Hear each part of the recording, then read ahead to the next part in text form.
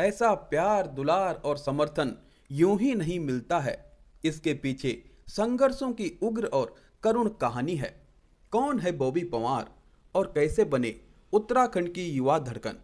दोस्तों नमस्कार, मैं विनोद डोभाल बिन्नी। कृपया इस वीडियो को शुरू से अंत तक देखिए और बच्चों को भी दिखाइए। वीडियो में निर्भीकता से अपनी मांग को मनवाने का जुनून, कभी ना हार मानने का जज्बा, कार्य के प्रति दृढ़ निश्चय और कार्य को अंजाम तक पहुंचाने की इच्छा शक्ति की प्रेरणा प्राप्त होगी।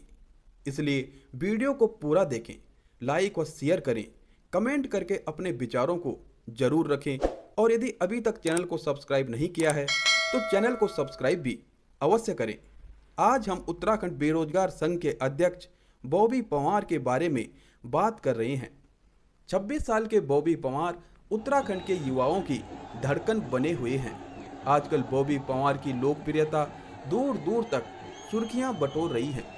लोग उनसे मिलने, उन्हें देखने व उन्हें सुनने के लिए आतुर रहते हैं।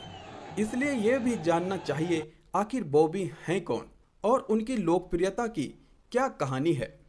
बॉबी पंवार 26 साल के युवा हैं। वह उत्तराखंड राज्य के देहरादून जिले के अंतर्गत जौनसर बाबर क्षेत्र में स्थित चकरौता लाखा मंडल के रहने वाले हैं, जो अपनी बेजोड़ संस्कृति और पौराणिक इतिहास में पांडवों के आगमन व लाक्षागृह के संदर्भ में विख्यात है। बॉबी एक साधारण परिवार से हैं। पिता का सहारा सर से उठ चुका है। उनकी मां स्कूल आदि में मजदूरी करके परिवार का भरण पोषण व बच्चों को पढ़ाने लिखाने में संघर्षरत हैं। 2017 में बॉबी पंवार ने डाक पत्थर डिग्री कॉलेज से स्नातक किया। स्नातक करने के बाद वे कोचिंग करते हुए प्रतियोगी परीक्षाओं की तैयारी में जुट गए, किंतु 2017 में सरकारी नौकरी हेतु कोई भी भर्ती नहीं निकली। निराश बॉबी 2018 में उत्तराखंड बेरोजगार संघ से जुड़े। उसके बाद आंदोलन के माध्यम से सरकार पर सरकारी भर्ती निकालने का लगातार दबाव बनाए रखा। बॉबी पंवार की अद्भुत कार्यशैली, सटीक वक्तव्य, सरकार के प्रति उनके निर्भीक कड़े तेवरों व उनकी असाधारण नेतृत्व क्षमता से प्रभावित होकर उन्हें बेरोजगार संघ का अध्यक्ष बना दिया गया। अपनी मांग मनवाने की जिद और अपनी नेतृत्व क्षमता से 2018 में ही बॉबी पंवार ने अनेक युवाओं के साथ सचिवालय में कूच की। युवाओं को इस दौरान पुलिस की लाठीचार्ज का सामना भी करना पड़ा, किंतु सफलता भी मिली और कुछ समय बाद उत्तराखंड अधीनस्थ सेवा चयन आयोग द्वारा भर्तियों की विज्ञप्तियां जारी की गई। उन्हीं के प्रयासों से एसटीएफ द्वारा परीक्षाओं में धांधली की जांच की गई। इस दौरान उत्तराखंड अधीनस्थ सेवा चयन आयोग के सचिव संतोष बडोनी को भी अपनी कुर्सी से हाथ धोना पड़ा। बॉबी पंवार के प्रयासों के कारण ही मुख्यमंत्री पुष्कर सिंह धामी द्वारा परीक्षाओं में जांच के आदेश तत्कालीन पुलिस महानिदेशक अशोक कुमार को दिए गए थे। धांधली की जांच को लेकर बॉबी पंवार ने 2020, 2021 और 2022 में युवाओं के साथ सड़कों पर काफी संघर्ष किया, जो एक आंदोलन से कम नहीं था। उनके द्वारा समय समय पर कई साक्ष्य मीडिया व स्वयं के माध्यम से सरकार के समक्ष रखे गए।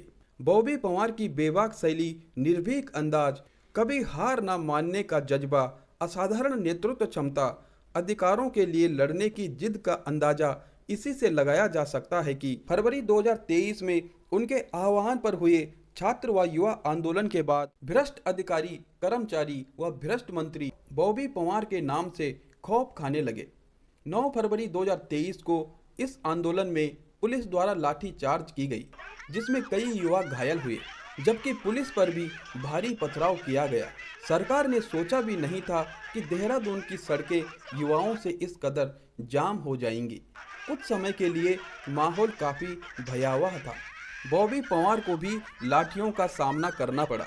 वे सड़क में लेट गए थे। पुलिस ने उन्हें खींचा, घसीटा और इस दौरान उनके कपड़े फट गए थे, बेल्ट टूट गई थी और जूते गायब थे। ये सब अन्य युवाओं के साथ भी हुआ। इस दौरान बॉबी पंवार की गिरफ्तारी हुई और उन्होंने उत्तराखंड के युवाओं के लिए क्रांतिकारी संदेश भेजा। बॉबी पंवार ने उस दौरान अपने संदेश में क्या कहा, आइए सुनते हैं। उसके बाद जानेंगे आगे क्या हुआ। साथियों नमस्कार। अभी यहाँ पर गांधी पार्क से जो गिरफ्तारियां हुई है, ये देख सकते हैं कि किस कदर कपड़े फाड़ दिए गए, हमारे जैकेट फाड़ दिए गए, हमारी बेल्टें तोड़ दी गई, हमारे जूते फेंक दिए गए। ये उत्तराखंड के युवाओं को मैं संदेश देना चाहता हूँ, अगर आपके खून में है उबाल, अगर है आपको अपने भविष्य की चिंता, हमारी तो गिरफ्तारी हो चुकी है। अगर हम कल तक छूट के आते हैं तो ठीक है, अगर नहीं आ पाते, नेतृत्व हर युवा को करना होगा। नेतृत्व संभालिए, कल देहरादून को जाम कर दीजिए, जो जहां है उस शहर को जाम कर दीजिए। ये मेरा संदेश है आप लोगों से। ये देखिए क्या हालत करी है, बेल्टें तोड़ दी है, जूते नहीं है, जूते इन्हें फेंक दिए हैं। हर युवा के अंदर नेतृत्व क्षमता पैदा करनी पड़ेगी। हम रहे ना रहे, हम जेल में रहे या बाहर रहे, अगर हम छूट के भी नहीं आते हैं, आप लोगों को कल मोर्चा संभालना होगा। हमारी बेरोजगार संघ की और जो कोर टीम है, जो उसमें पदाधिकारी है, वो मोर्चा संभाले। परंतु कल हर जिले में, हर ब्लॉक में, हर शहर में इस सरकार को दिखा दीजिए कि इन्होंने बेरोजगारों के साथ लाठीचार्ज करके, बेरोजगारों के साथ हाथापाई करके क्या इन्होंने जब गांधीवादी तरीके से आंदोलन में बैठे हुए थे, पुलिस वालों ने बर्बरता से लाठीचार्ज करी, माँ बहन की गालियां देते गए, महिलाओं के साथ अभद्रता करी। जबकि हमारी क्या मांग थी कि नकल माफियाओं को गिरफ्तार करो और नकल रोधी कानून लाओ, परंतु इस सरकार, तानाशाही सरकार ने पुलिस को ऐसे निर्देश दिए कि पुलिस ने ऐसी बर्बरता।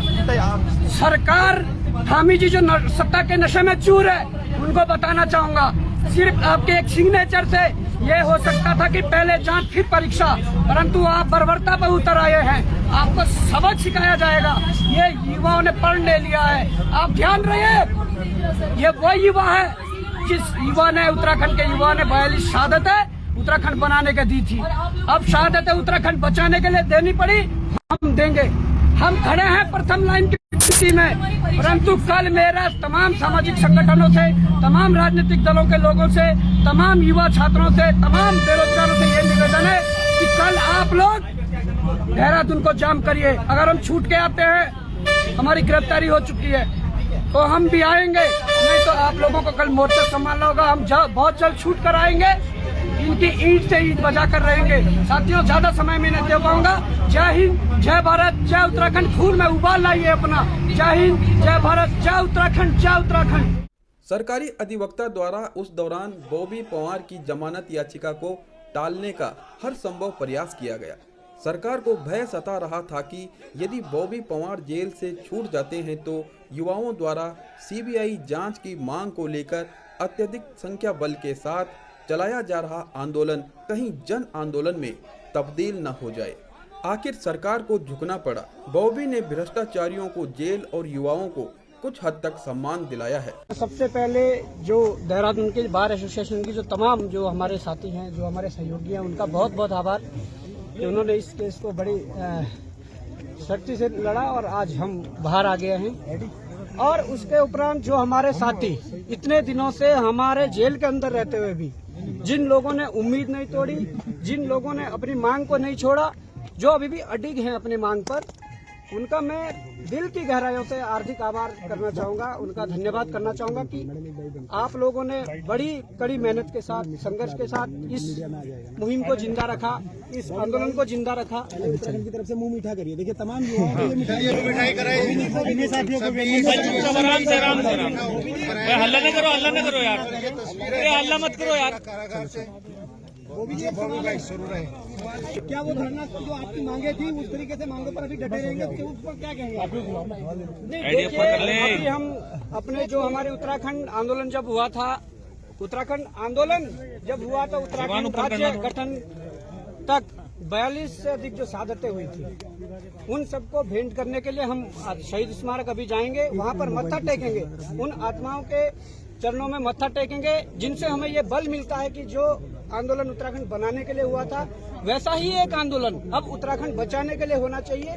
और उनका तो मैं दिल की गहराइयों से हार्दिक आभार करना चाहता हूँ कि जैसे कि प्रशासन की तरफ से इंतजाम किया कि आपको शहीद स्मारक नहीं जाना दिया जाएगा। देखिए, वो हमारा अधिकार है, हम अपने शहीदों को नमन करना चाहते हैं, उनके चरण स्पर्श करना चाहते हैं। अब प्रशासन देख लें कि अगर उनको हमारे उत्तराखंड के शहीदों से हमदर्दी नहीं है तो हमें रोक लें।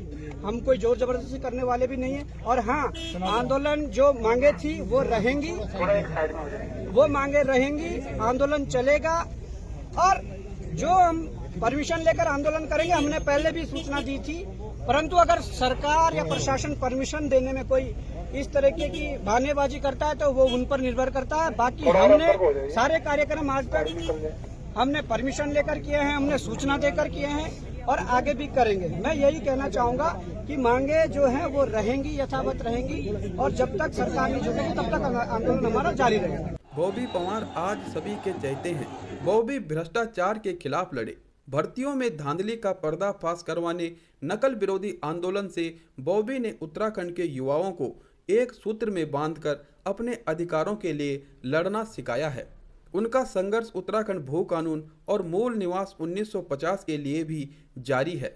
उनके एक आह्वान से युवाओं की फौज कहां से जुट जाती है, यह देखकर सरकारें व सामाजिक पंडित भी हैरान हो जाते हैं। बॉबी का कहना है कि आगे की लड़ाई सड़कों से लड़ना असंभव है, इसलिए अब संसद में अपने उत्तराखंड की मूलभूत समस्याओं को बताया जाएगा व अधिकारों की मांग की जाएगी। हम लोगों ने सड़कों पर लड़ाई जरूर लड़ी है, पर सड़कों पर लड़ाई लड़ने का एक सीमित दायरा है। वो दायरे में रहकर, उस दायरे में रहकर हम सरकार को ज्ञापन दे सकते हैं, उस दायरे में रहकर हम सरकार के मुर्दाबाद के नारे लगा सकते हैं, उस दायरे में रहकर हम सरकार का पुतला दहन कर सकते हैं और अगर ज्यादा भीड़ कर दी, ज्यादा दबाव बना दिया तो कुछ मांगे मनवा सकते हैं, इससे अधिक कुछ नहीं कर सकते हैं। अगर हमें ये लड़ाई लड़नी है कि स्थायी निवास को फिर से मूल निवास ग्रुप सी और ग्रुप डी में अनिवार्य किया जाए तो हमारे लोग विधानसभा और संसद के अंदर होने चाहिए। बॉबी पवार अब स्वयं चुनावी समर में कूद चुके हैं। वह टिहरी लोकसभा सीट से निर्दलीय सांसद प्रत्याशी हैं। उनके साथ महिलाओं, युवाओं व बुजुर्गों का प्यार व समर्थन नजर आ रहा है। युवाओं का हुजूम बॉबी के साथ चारों तरफ है। उनकी गैर मौजूदगी में भी उनके कार्यक्रमों में जन सैलाब उमड़ रहा है। 19 अप्रैल को टिहरी की जनता प्रत्याशियों की किस्मत ईवीएम में जमा करेगी। कांग्रेस प्रत्याशी जोत सिंह गुनसोला, बीजेपी प्रत्याशी व निवर्तमान सांसद महारानी माला राज्य लक्ष्मी शाह के सामने बॉबी किसी चट्टान से कम नहीं है। 4 जून को राजशाही के गद्दी प्राप्त करने हेतु बद्रीनाथ के आशीर्वाद के मिथक को मिटाते हुए एक नए सूरज के उदय होने की प्रबल संभावना है। उम्मीद करते हैं वीडियो आपको पसंद आई होगी। अगली वीडियो में हम बॉबी पवार के चुनावी सफर के बारे में बात करेंगे, जरूर देखिएगा। इस वीडियो को लाइक व शेयर जरूर कीजिएगा, कमेंट करके अपने विचारों को जरूर रखिएगा व चैनल को सब्सक्राइब करते हुए बने रहिएगा खबर चक्र केसी के साथ। नमस्कार।